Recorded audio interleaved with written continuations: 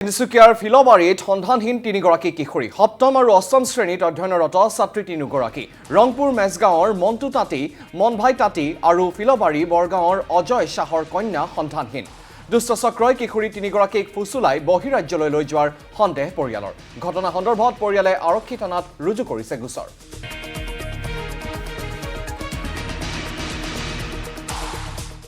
বিচাৰ কুচাৰ হ'ল তেতিয়া ছাত্ৰীগৰাকী যে বেংগলোৰলৈ গৈছে বুলি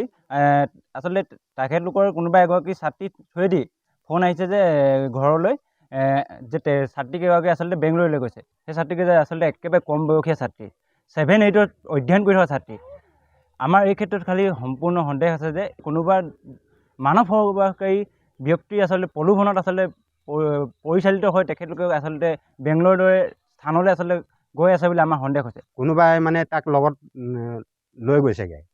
আমি গম নাপাওঁ মানে কোনে লগত লৈ গৈছেগৈ আৰু দুজনীমান আছে তাৰ লগত 3জনীমান ছোৱালী গৈছেগৈ মুঠতে ধৰি লৈ গৈছে সিহঁতক তিনিটাক ফুচলাই ইমান সৰু ছোৱালীটো অকলে বেংগলোৰ যাব নোৱাৰে